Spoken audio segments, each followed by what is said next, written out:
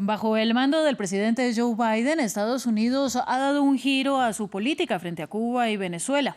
En el caso cubano, revivió las actividades consulares enfocado en la reunificación familiar con la emisión de no menos de 20.000 visados para la migración legal de cubanos, además de la reactivación de vuelos directos a varias ciudades de la isla, la suspensión del límite de $1.000 por trimestre a las remesas. Y del lado venezolano se relajaron algunas sanciones, dando permiso a la multinacional Chevron para negociar con el país caribeño futuras actividades petroleras, tras los castigos que en 2019 buscaron apoyar a Juan Guaidó y a su llamado gobierno interino. Vamos así con nuestro primer invitado del día, Michelle Shifter, profesor de la Universidad de Georgetown y expresidente del Diálogo Interamericano, un centro de pensamiento de los asuntos del hemisferio. Muchas gracias a usted, y cuesta creer que los últimos movimientos de Estados Unidos son casualidades. Precisamente en la antesala de la Cumbre de las Américas se relajaron las medidas contra Cuba y las sanciones contra Venezuela. ¿Por qué este cambio en la política exterior del gobierno estadounidense? ¿Usted cree que está cediendo la Casa Blanca a la presión de los países que amenazan con no asistir? Bueno, muchas gracias y buenos días.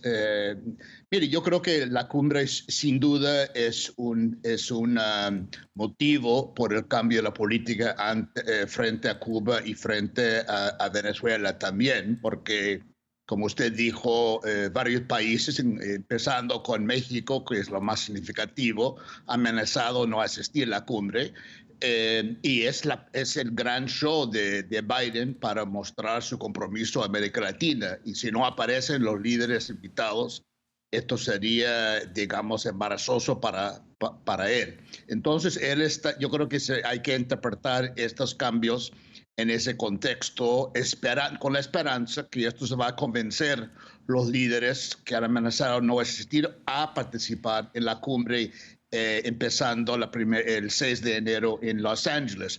Pero hay otros dos temas también que son relevantes para entender esos cambios. Uno es la crisis migratoria en Estados Unidos y sobre todo con los cubanos. Yo creo que este año, el año pasado, llegó como 150,000 cubanos de Estados Unidos, y estos cambios de política busca un poco ordenar el flujo de migrantes a Cuba, a Estados Unidos, y también con el permiso de enviar remesas, ojalá bajar la presión en Cuba para migrar a Estados Unidos. Yo creo que es un tema político muy importante antes de las elecciones de medio término en noviembre en Estados Unidos. Entonces yo creo que hay que entender ese factor con respecto a Cuba. Con respecto a Venezuela también hay que entender que la crisis en Ucrania, la tragedia en Ucrania y colapso del mercado internacional del petróleo obviamente ha puesto mucha presión a la administración para buscar otras fuentes de petróleo a Estados Unidos. Y lo que usted mencionó de Chevron, de dar la licencia, un poco yo creo que tienen que entender y explicarlo con relación a ese tema del petróleo. Bueno, y sigamos hablando entonces de Venezuela. ¿Qué significa que se puedan volver a sentar a la mesa Chevron y PDVSA? Porque ha sido muy claro el gobierno de Estados Unidos en que este relajamiento de las sanciones no implica que van a llegar más ingresos para el gobierno de Nicolás Maduro, y tampoco implica que pueden hacer negocios directamente. Bueno, así es. Yo creo que la administración ha sido bastante claro que estos son las sanciones económicas, no han cambiado. Lo que esto es una medida para flexibilizar, para dar algunos permisos, licencias a Chevron para el suministro de algún petróleo de Venezuela a las refinerías en el Golfo, que antes estaba recibiendo petróleo de Rusia. Entonces, yo creo que esto es algo que no implica el levantamiento de sanciones con respecto a Venezuela. Para eso, creo que van a insistir siempre que hay concesiones por parte de Maduro para tener elecciones libres en 2024 presidenciales. Y esto obviamente no ha pasado. Entonces, eso depende de esas negociaciones que va a ocurrir en México, que también Estados Unidos se interesa. Entonces, esto es algo que es algo menor, pero no significa levantar las sanciones contra Venezuela.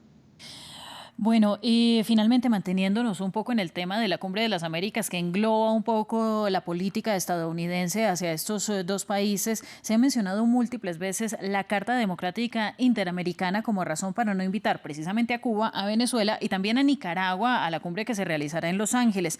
Háblenos un poco de este documento, ¿en qué consiste? Bueno, la Carta Interamericana de Democracia fue aprobado en 2001 en Lima, Perú, y firmado por todos los miembros de la OEA.